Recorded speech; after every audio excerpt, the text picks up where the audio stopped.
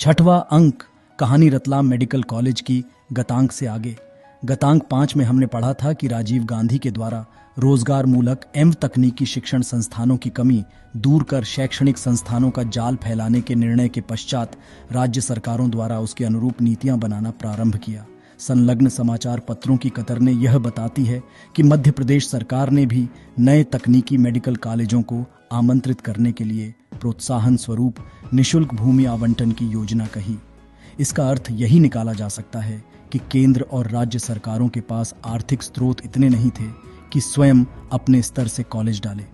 इस हेतु निजी या सामाजिक संस्थाओं या ट्रस्टों को रियायतें देकर उन्हें कॉलेज खोलने के लिए प्रेरित करने की प्रक्रिया अपनाई गई।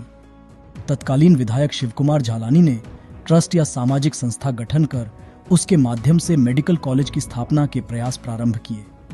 रतलाम शहर में तत्कालीन समय में डोशी गांव स्थित राज परिवार की भूमि इस प्रकल्प हेतु दान देने की पहल करी पूर्व रियासत के राजकुमार रणवीर सिंह जी, जो जर्मनी से उन दिनों भारत आए हुए थे, उनसे भेंट कर 100 बीघा भूमि मेडिकल कॉलेज के लिए इस उद्देश्य से मांगी कि उक्त भूमि मिलने में यदि सफल हुए तो कॉलेज के भवन, हॉस्टल्स, क्लासरूम्स इत्यादि के निर्माण के लिए अन्य लोगों से संपर्क स्थापित किया जा सकेगा। रतलाम युवराज श्री रणबीर सिंह जी राठौर इस बात की पुष्टि दिनांक 20 अक्टूबर 1997 तथा 30 नवंबर 1997 को राज्य शासन द्वारा जारी परिपत्र में प्रकाशित नीति निजी मेडिकल कॉलेज या संस्थाओं द्वारा निर्मित किए जाने वाले मेडिकल कॉलेज को अन्य राज्यों के साथ साथ निशुल्क भूमि आवंटन करने की नीति प्रोत्साहन की दृष्टि से बनाई गई। मुख्य आधार यह था कि राज्य शासन द्वारा निजी मेडिकल कॉलेज स्थापना पर जोर दिया जा रहा था, क्योंकि शासकीय स्तर पर मेडिकल कॉलेज की स्थापना एक खर्चीला उपक्रम था जो शासन के बूते का नहीं था।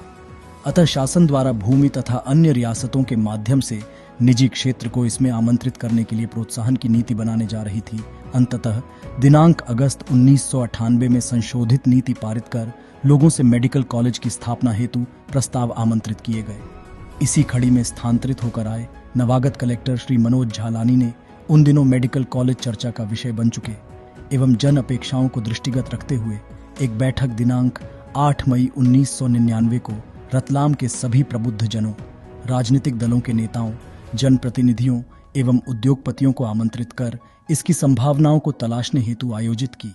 इस प्रकार इस कहानी को हम 1979,